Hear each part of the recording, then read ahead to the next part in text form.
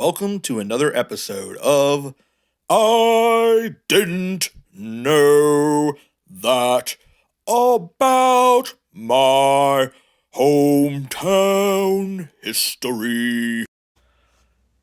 Hello, everybody. We are here with the brand new series, I Didn't Know That About My Hometown History. This was something I talked about a little bit. We want to do. This is the first episode, which is just introduction, so it's technically not the first episode. First episode will be the Mason-Dixon line, which I'm hoping I'll have out by Tuesday or Wednesday. I still have a bunch of research to do on that, but this sort of came about. Madame M made a comment on my History in a Minute short on Columbia, which a History in a Minute is the shorts version of the Pennsylvania Historic Marker series, long form. And she had made, I never knew this. And it just sort of, something clicked when she said that. I was like, that would make a really great series. So thank you, Madame M, for giving me the inspiration to start this series. Because it's like, there's so many different things out there that are really commonly known. But the actual history behind them, we just don't know. And in this particular case with the Mason-Dixon line, which is going to be the first episode, I never knew that a major part of why it had to be created was because of something called Cressup's War, which I never had heard of before.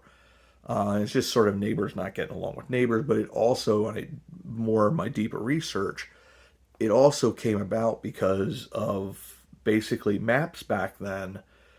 There were a lot of assumptions and assertions made of how the land would have been, because there's so much of that just wasn't ever journeyed through. They never actually went round it and checked it out. So this is virgin territory, really.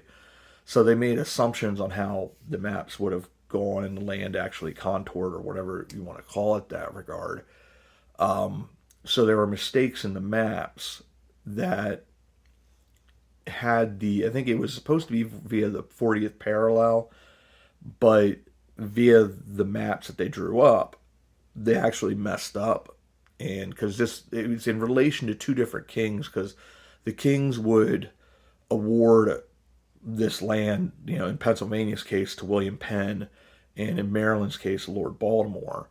And basically there were differences between those two land givings of the kings, which created some of the confusion. Part of it is probably purposeful stupidity, but just some of the common sense would have been where the one line was actually north of Philadelphia, of Old Town Philadelphia. So that obviously wouldn't be right, but that's what sort of caused some of this confusion. And they felt that this ferry in Columbia, which would have been Wrightsville or something at that time, Wright's Ferry, was too close to the border, and therefore they decided to sort of one-up them and actually built their ferry across what would have been the line into Pennsylvania. And this created quite a bit of anger, thus Cressup's War, ultimately leading to British Parliament and the King sort of having to step in to try to de-escalate that situation, and then hire these surveyors, Mason and Dixon, to create the actual line. But it was just one of those things that you don't know. And so I'll go much more into depth in that first episode.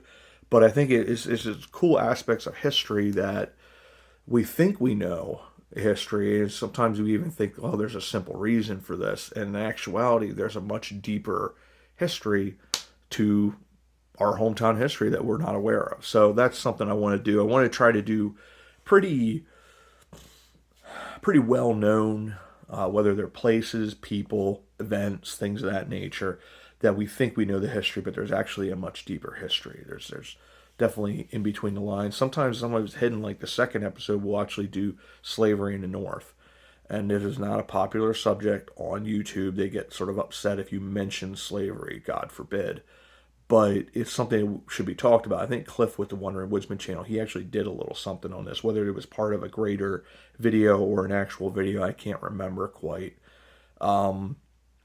But I think a lot of it's assumed, and this has to do with Mason-Dixon line. It was sort of north of the Mason-Dixon. There was no slavery. South of it, slavery was allowed. It was sort of that demarcation between north and south. But in actuality, I had talked about this a couple times. I was thinking it was in like 1820s. actually went as late as like the 1840s.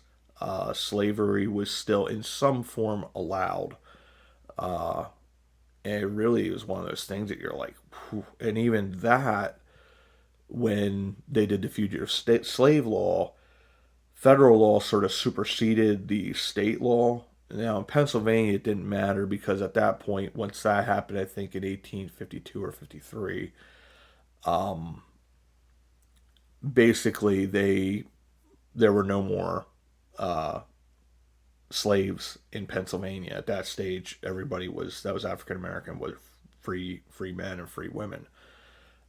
So there would be no question in that regard. But it didn't stop them from coming north and trying stuff because I gave that one story about Joseph Johns in Greenpoint.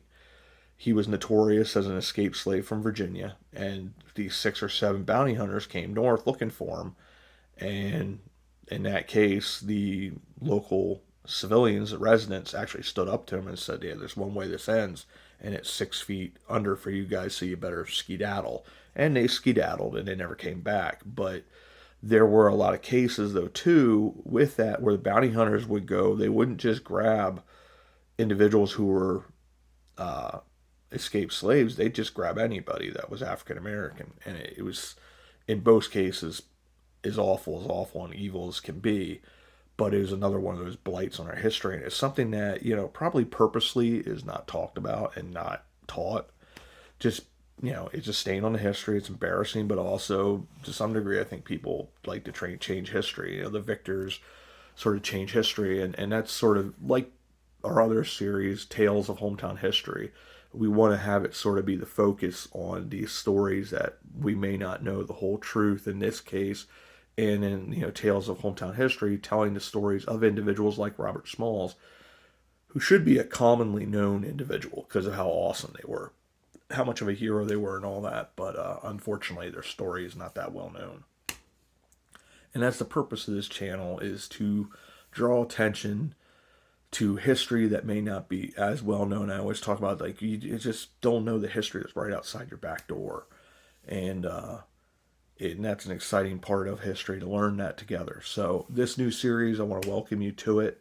The first episode, the Mason-Dixon line, will be coming out Tuesday or Wednesday. And I'm excited for this series. I think it'll be a lot of fun, and a lot of cool stuff out there that I'm going to learn along with you. I'm just going to be out there researching, trying to find these different things. And when I find one, I'll make up an episode and we'll go and learn about that together. So, as always, I want to say thank you guys for coming along, and welcome to this new series. And we'll see you all about town.